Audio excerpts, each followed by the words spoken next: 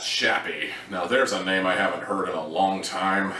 I remember this movie being all over the place when it was first coming out. I even remember Toonami, the late night anime block on Cartoon Network. I remember they were actually showing an entire scene from the movie at one point just to get the anime crowd hyped up. And before we go too far, yeah, I used to watch Toonami. If I actually had cable and therefore Cartoon Network, I probably still would watch Toonami. I know it's become a dumping block for generic shonen anime and whatever the hell Pop Team Epic is, but yeah, I'd still watch it. Nerd! I'll be the first to admit, when they were advertising the movie, I had little to no interest in seeing it. Like, I didn't decide immediately that I hated the movie. I just decided there are movies I wanted to see long before I got to Chappie. And I imagine there are plenty of other people who felt the same way. But then we jumped to 6 years later, and I can't help but notice that a lot of discord and a lot of conversation has been brought up as a result of Chappie.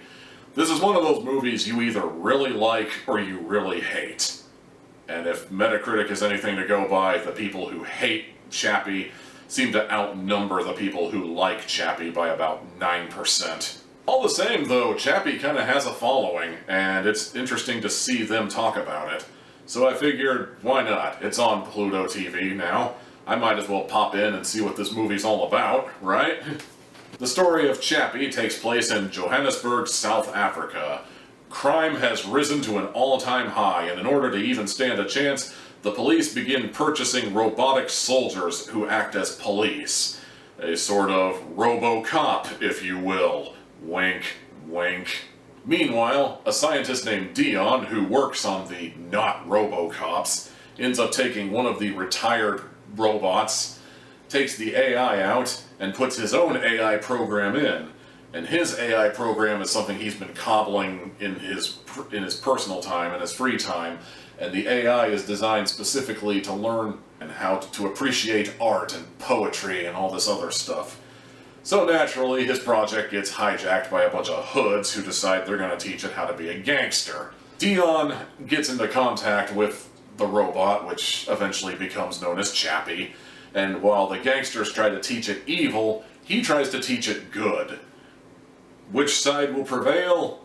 Not going to lie, Chappie has significant vibes of Stop Me If You've Heard This One, but going for it. Like I said, the setting has a lot to do with RoboCop, with the robotic police force, and the idea of an AI program that can learn and appreciate art and become human over time is perhaps not exactly the most original idea on the planet, and having a robot with the intellect of a child is kind of reminiscent of Stanley Kubrick's AI in a way.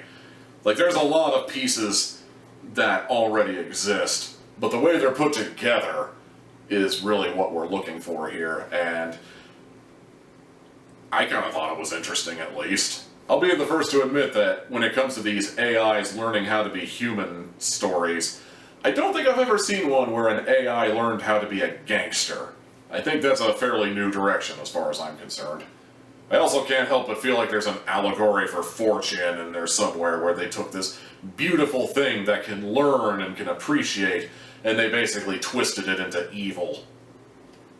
I might be breathing a little too much into that, I don't know. That naturally, because it's an AI learning and loving kind of story, there's a lot of topics of discussion and a lot of general themes around what is intelligence exactly, what makes somebody human and what makes somebody a robot.